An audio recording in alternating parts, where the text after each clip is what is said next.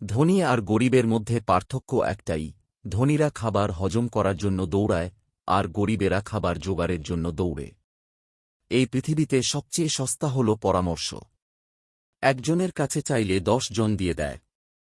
আর পৃথিবীতে দামি জিনিস হল সাহায্য। 10 জনের কাছে চাইলে হয়তো একজনের কাছে পাওয়া যেতে পারে। সমস্যার সমুদ্রে ডুবে আছো, আতঙ্কিত হওয়ার কিছু নেই। ভগবানের উপর বিশ্বাস রাখো, হয়তো তিনি তোমাকে টেনে তুলবেন, না হয় তোমাকে সাঁতার শেখাবেন। একা থাকাটা কোনো দুর্বলতা নয়, একা থাকতে পারাটা একটা যোগ্যতা। সবাই একা থাকতে পারে না। পরিশ্রম সিঁড়ির মতো আর ভাগ্য লিফটের মতো। লিফট যে কোনো সময় বন্ধ হয়ে যেতে পারে, কিন্তু সিঁড়ি সব সময় উপরের দিকে নিয়ে যাবে। নিজের উপর বিশ্বাস রাখো, তোমার দ্বারাই সবকিছু সম্ভব। জগতে এমন কিছু নেই যা তুমি করতে পারবে না। এই সংকল্প নিয়ে এগিয়ে যাও। সাফল্য তুমি একদিন পাবেই। জন্ম ও মৃত্যু দুটোই আশ্চর্য রকমের। দুটো স্মৃতি একান্তই নিজের, কারণ এ দুটো কারো সাথে শেয়ার করা যায় না। সাফল্য জীবনে তখনই আসে যখন একজন মানুষ তার নিজের ক্ষমতা কোনো কাজে লাগিয়ে দেয়। নিজেকে নিয়ন্ত্রণ করো, তারপর অন্যকে অনুশাসন করো। নিজে নিয়ন্ত্রিত হলে অন্যকেও নিয়ন্ত্রণ করতে পারবে, কিন্তু নিজেকেই নিয়ন্ত্রণ করা কঠিন। কখনো কোনো কাজে হাল ছেড়ে দিও না। এখানকার দাঁতে দাঁত দিয়ে করা চেষ্টাগুলি তোমাকে বিজয়ী খেতাব দেবে সারা জীবনের জন্য। পরের রোজগারে রাজভোগ চেয়ে নিজের রোজগারে পোড়া রুটি খেয়ে থাকা ভালো।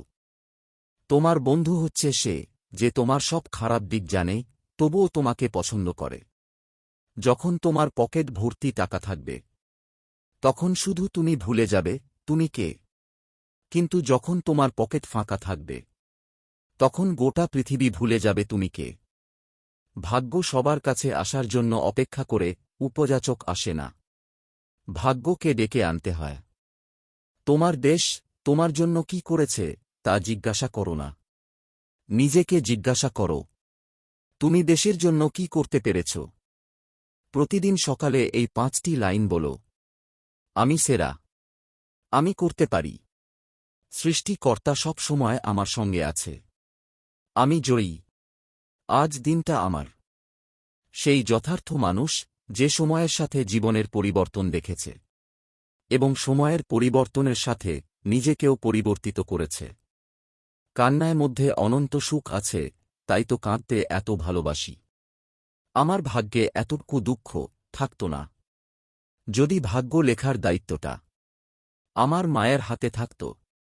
আমি মরে যাওয়ার পর যদি কেউ না কাঁদে, তবে আমার অস্তিত্বের কোনো মূল্যই নেই। সময় বেশি লাগলেও ধৈর্য সহকারে কাজ করো, তাহলেই প্রতিষ্ঠা পাওয়া যাবে। আমরা সবাই যোগ্য ব্যক্তি খোঁজার চেষ্টা করি, কিন্তু আমরা কেউ যোগ্য হওয়ার চেষ্টা করি না। স্বপ্ন পূরণই জীবনের একমাত্র লক্ষ্য নয়। তাই বলে স্বপ্নকে ত্যাগ করে নয়, স্বপ্নকে সাথে নিয়ে চলো।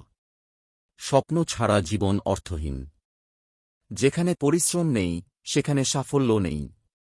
সবসময় কারো দোষ খোঁজার চেষ্টা করো না।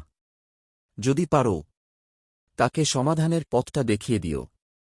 জীবনে যত আঘাত পাবে, আর তত কাছের মানুষগুলোকে চিনতে পারবে যে কে তোমার কতটা আপনজন।